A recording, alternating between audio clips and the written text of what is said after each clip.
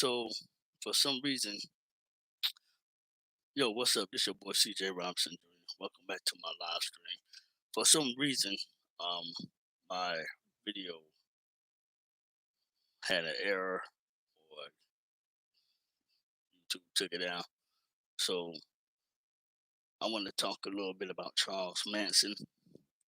First, I would like for y'all to hit that like button, hit the thumbs up button, drop your comments below if you have any questions, and of course, feel free to live chat with me. Um, hit hit that subscribe button as well, man, so y'all don't miss a beat. So without further ado, let's get started. First and foremost, part one, Charles Manson, the story of Charles Manson, part one. He was at once upon a time he was a good man. Now I done a little bit of research and watched some documentaries on him. He wasn't always an evil man. All he wanted to do was move to Hollywood, California to pursue his music career. He was very gifted on the guitar. He had that type of powerful knowledge and voice, being the voice of his followers. He built his own followers who followed him everywhere he went. He went into he met a guy, one of the singers from the Beach Boys, who and invited him to his mansion in the hills for a party. Charles Manson, it was said that he spoke with the Beach Boy member and asked him if he can uh, turn him on to one of his producers in his record label so he could get his music out there. So technically, without further ado, the Beach Boy member was happy enough and more than willingly to help Mr. Charles Manson pursue his dreams. Once they arrived to the music studio, he practically played. They gave him a chance. Now they let him go into the studio. He did his thing with the guitar, and he did such a great job. He wrote his music and everything. Now Charles Manson wrote his own music as well. It wasn't just good on his guitar. He did all this in the music studio. The producer didn't like it. Thanks for the thumbs up. Appreciate it, man. Make sure y'all subscribe to my channel for those of you who are not subscribed yet. Hit that notification bell button for more content. Little history lesson in Charles Manson, the late Charles Manson. So, yo, Christian, man, what's good with you, bro? What's good? What's going on, man? Thanks for joining my live stream. I'm on my laptop, let my phone charge, so I'm using my laptop right now. So his music was perfect. I mean, it was great, man. The Beach Boy member who turned him on to the producer and the CEO of the record label both turned him down. Most say that's what triggered Charles Manson into seeking vengeance, turning him into something more sinister, more corrupted, something that the whole world learned about years later. Not only did he recruit his followers to kill the record executive and the record CEO, it was a harsh, brutal kill too, man. I'm not gonna get into it. Let's just say they were both stabbed multiple times. The CEO of the record company, he was stabbed multiple times by Charles Manson. He let one of his followers kill the producer while watching. Now, after he, his follower killed and stabbed the executive producer multiple times, man, Charles Manson fucked around and caught up with the CEO of the record label and just literally stabbed the man, like they said, about 100 damn times, man, in different parts of his body, his chest, stomach, uh, face, even, man. The CEO of the record label was immediately and quickly deceased, and the stab wounds were so severe to the man's face, to the CEO of the record label's face, that his family couldn't recognize him. So, guys, if you want to hear part two, make sure y'all hit that thumbs up for me. Make sure you subscribe to my channel and show your boy some love. Hit that notification bell button, man, because I'm going to get back on here later and do a part two of the story of Charles Manson. This is deep. This is crazy, man. I mean, I after everything that I heard about Charles Manson being a very good, loving person to becoming a evil, sinister person because of his dreams being broken and shattered. Oh, and by the way, the Beach Boy member wound up stealing Charles Manson's music. I think 3 or 4 songs. If y'all want to hear the rest, make sure y'all hit the thumbs up, like, comment, subscribe to my channel, so y'all don't miss anything, man. Hit that notification bell button, cause it just gets deeper and darker for this man, dog. And I will also talk about the 2 female prisoners who were once Charles Manson's followers. I will speak about them and the other female follower that was amongst the others with Charles Manson. I will speak about her condition and what happened with her. So, there's so much to talk about, man. I will be back for the story of Charles Manson part 2. Stay tuned, guys. The only reason I'm back up on here is because my videos, my live stream I did earlier got deleted, or it was some miss error or something. So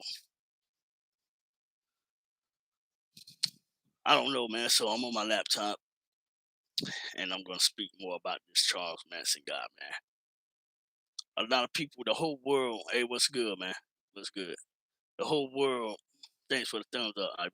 The whole world currently just looks at the late Charles Manson like he was just born a monster. He wasn't necessarily born a monster. Charles Manson was a good, free-hearted person. There are people in the interviews from the documentary that I looked at earlier this morning who knew this man personally. Oh, it gets deeper and darker. And I will also speak on H. Holmes. Most of us know him as Sherlock Holmes.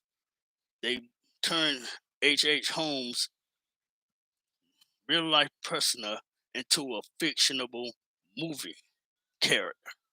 And everybody who has done research on Mr. H. Holmes know that H. Holmes was a pure evil son of a bitch. He is among the worst of Charles Manson. He is among the worst of Jeffrey Dahmer. He is among the worst of motherfucking. Well, you know what? I think him and Jeffrey Dahmer are tied up. And I'm going to speak on it, y'all. I'm going to speak on it. We're going to talk about H. Holmes. I'm going to talk just a little bit about him real quick. He was a young, distraught boy. His parents divorced when he was, I think, 10 or 12 years old. He wound up killing, I think it was his brother, man. I think he killed his brother. and he killed a little girl with long black hair. He drowned her. I, they didn't say exactly how he killed his brother, but he definitely did kill his brother. Either way it go, man. This man dug up his first corpse. He dug up some corpse, took it back to this building that he managed to. Well, it was he took it back to his family's house or whatever. He was a little older by then. He dug up corpses that were just buried, right?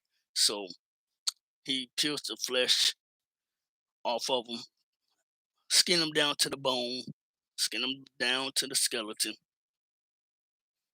Then H. Holmes puts the corpse skeleton up for sale, auctions it out to universities, and they paid him millions of dollars.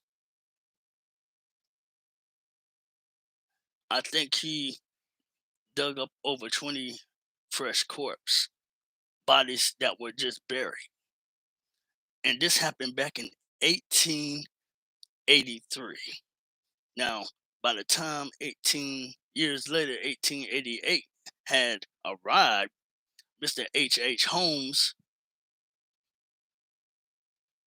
he wound up doing the full unthinkable. This fool went to the same university that he auctioned out the corpse's skeleton for millions of dollars. He signed up for college university in Chicago, Illinois, and because it was in another state before deciding to move to Chicago, they were setting up a fairground while he was when he just entered college. He studied surgeon. He wanted to be. He was studying up uh, surgery, learning about surgeries and decapitations on the human bodies and so on and so forth, man. All the gross shit you can even think of that coroners and mortuaries have to deal with.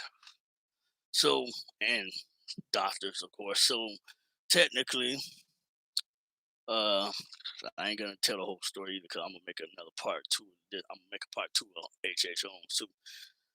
Once he graduated, it didn't take him long to purchase a whole block in Chicago, Illinois. The fair was completely finished.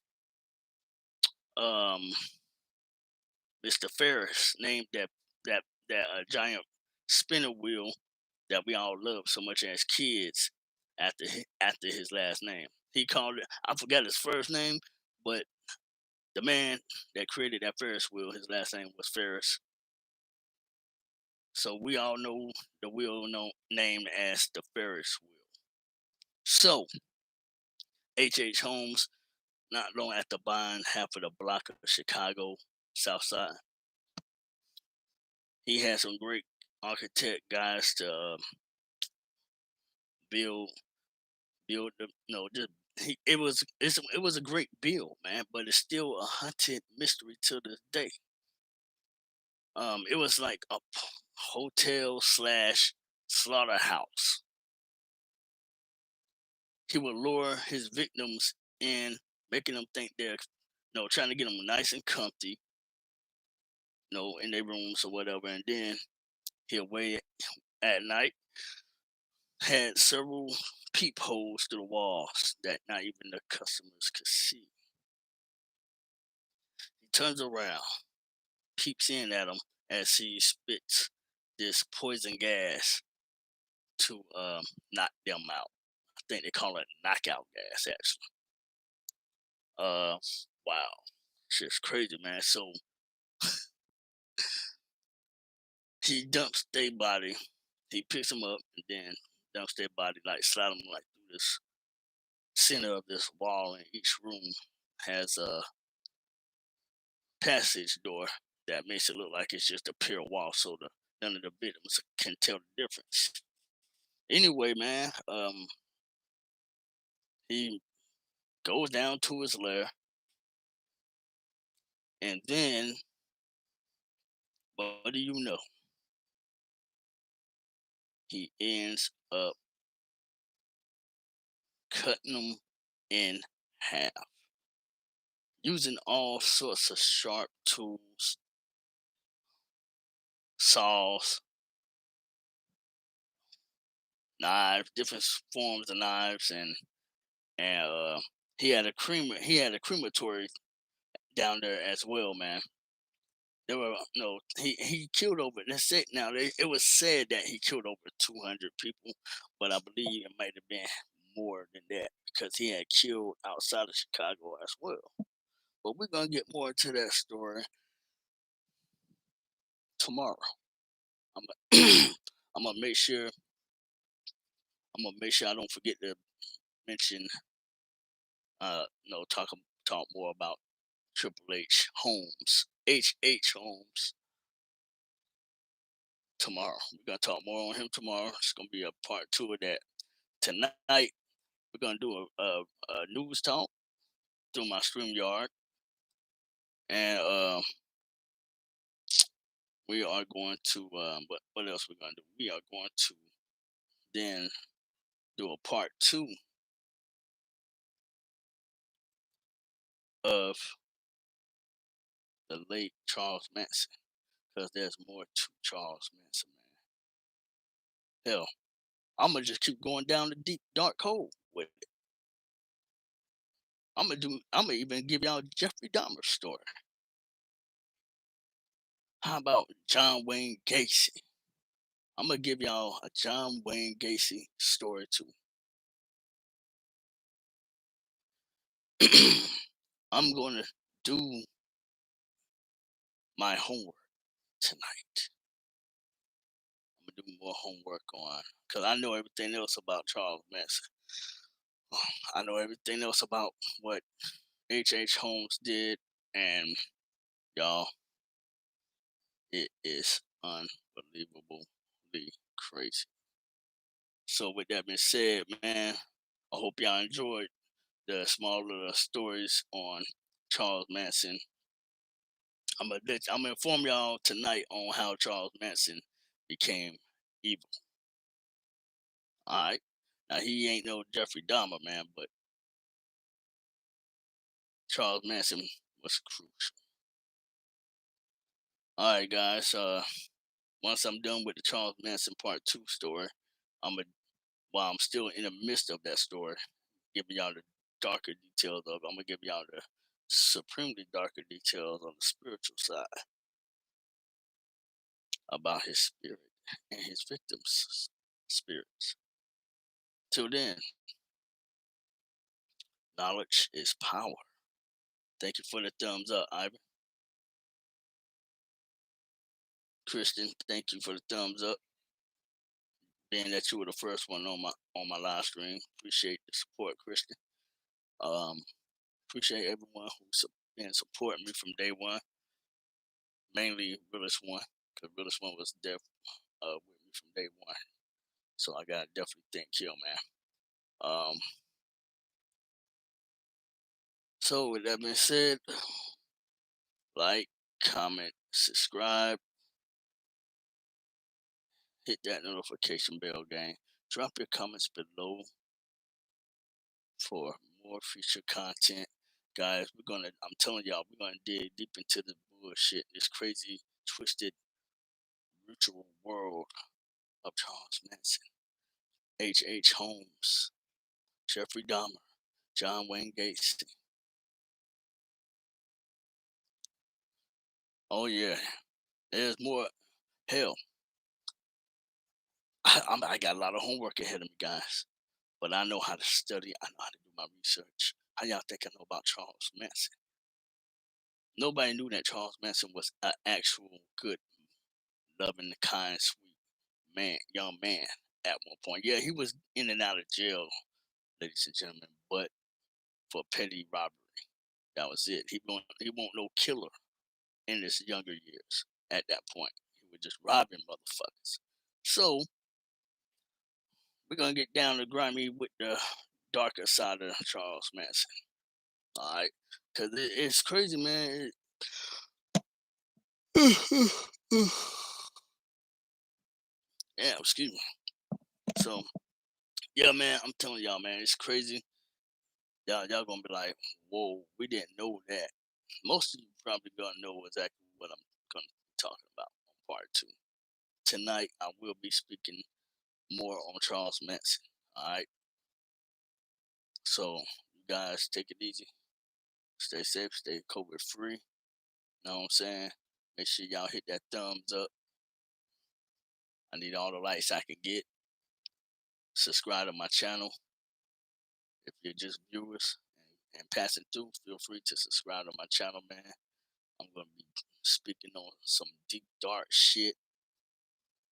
And I like to keep my visionary for my platform balanced, but talking about different aspects of people, life, communities, young youth, and the government. I'm going to be speaking on some real serious shit, real serious topics. Now that I got those two part one of stories, horror stories out the way, we're going to talk about. Oh, and shout out to Black Money Corp, man. I can't leave my boy Black Money Corp out, man. Barbara P. Graham, the rest of the gang that subscribed to me, I love y'all, man. Much love and support. Kristen, thanks again, my brother, for tuning in. You know what I'm saying? So shout out to Texas prison too, man. So yeah, man. So WWE Extreme Rules. Lord have mercy. WWE Extreme Rules was a fucking failure. Am I surprised? No, I am not surprised about it. As a matter of fact, the only good thing about that pay per view last night was Sasha Banks beating the hell out of Bianca Belair and Becky Fat Lynch. I'm sorry, did I call Becky Lynch fat? I'm sorry, Seth Rollins. Are you gonna take that seriously? Anyway, nah, I'm a big fan of Seth Rollins, man. I've been watching his matches since he started in Ring of Honor. But yeah, guys, y'all just Extreme Rules was crap.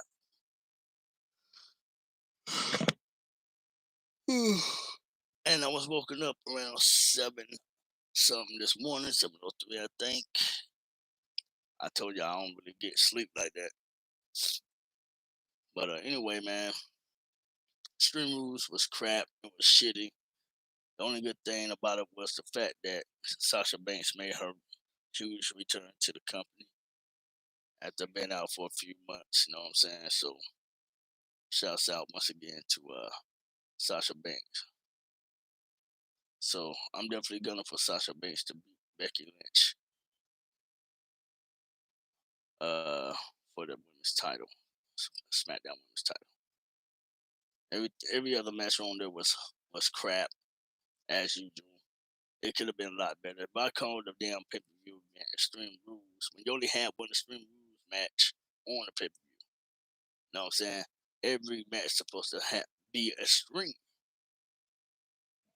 If you don't want to have all these hardcore matches for Extreme Rules like you're supposed to, isn't that why Vince calls it Extreme Rules? Then change the name of the pay per view, bro. Vengeance. Bring Vengeance back. Bring the Great American Bash back or something, man. You know what I'm saying? Hell, bring one of them old classic pay per views back. Cyber Sunday was pretty good, man. Letting the fans choose who we want our favorite superstars to match up with. Those were the good old days, man. You know what I'm saying? Shit.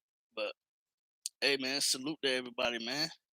I'm gonna get down to part two with the story of Charles Manson, and we definitely going to I'm definitely gonna fill y'all in on how he became a monstrous human being and why he did the killings.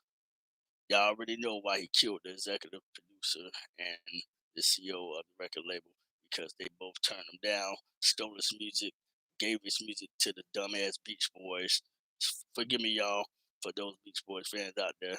I'm not a big Beach Boys fan, but there's a reason why Charles Manson did what he did. It wasn't a reason for him to kill him, but people take things differently when they're out for vengeance and in their own type of justice.